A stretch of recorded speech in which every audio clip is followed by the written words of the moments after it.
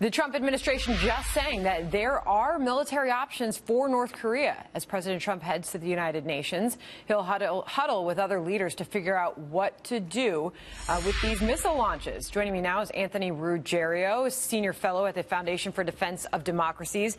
Anthony, we are left with that big question as to what North Korea does next. Well, North Korea is continuing its goal of getting a missile that they can launch against Guam. Earlier this year, they've launched the ICBMs, which are directed at the United States. I mean, what North Korea wants is they don't want to engage in a suicidal nuclear attack against the United States. They want to decouple the United States from South Korea and Japan, our close allies, so that North Korea can intimidate them and eventually reunify the Korean Peninsula under its own rule.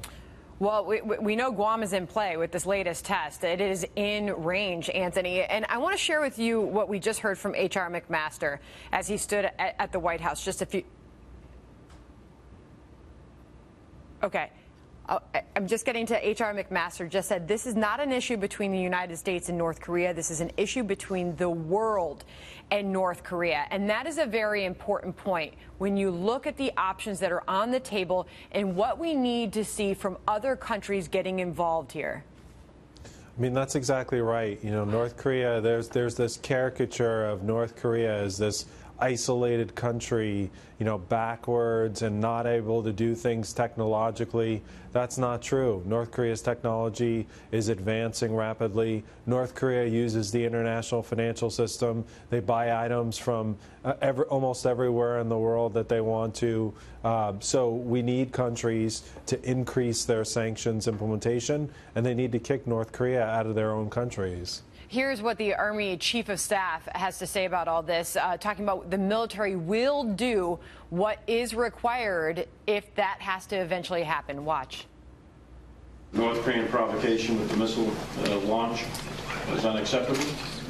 The President of the United States has repeatedly said, and the policy of the United States has repeatedly been maintained, that we're not going to allow them to have the type of weapons that they're trying to develop. And I believe that that will remain our policy, and we in the military will do whatever is required to prevent that day from coming.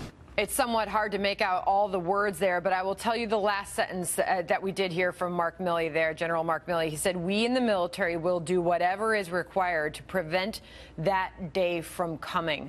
What does that entail, Anthony? Well, I think the military is taking the right approach, and they are getting ready for different contingencies. North Korea has a history of lashing out at our ally, South Korea. They've already, flown missiles over Japan. They've simulated missile attacks on a Japanese base. This was clearly a simulation against an attack against Guam. So getting prepared is the right approach, but the military option is not one that needs to be pursued right now in terms of an offensive one. So let's look at some of those other options that are on the table, because as we heard from Rex Tillerson in the wake of all this, the sanctions that have been imposed so far are the floor, not the ceiling. There's a lot of other things that can be done there. Nikki Haley just saying at the White House, they're getting ready to feel 90% of their exports going away, 30% of their oil.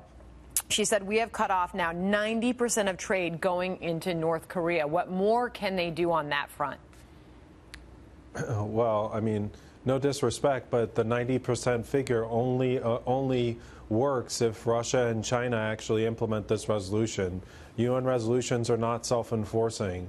I mean, I think when Secretary Tillerson says this is the floor, I agree 100%. UN sanctions are the foundation. Secretary Mnuchin unfortunately said that he was waiting to see if China would implement the resolution. The right approach, I think, is moving against Chinese banks, moving against Chinese companies, Russian companies, using U.S. sanctions to really augment all of these sanctions and start to get some impact. Anthony, what specifically do you make of President Trump's reaction and the rhetoric he is using in response to this launch? Well, in response to the launch, I think the president has said numerous times that there's more that could be coming, and the question is when are we going to start to see that? I think in the sanctions realm, I think that his rhetoric has been very important, as well as with Mattis, to clarify that there's a retaliation aspect here, that North Korea has to know that they won't be able to do things with impunity in terms of attacking our allies. All right. Anthony Ruggiero, thank you for joining us. Good to get your perspective on that. Thank you.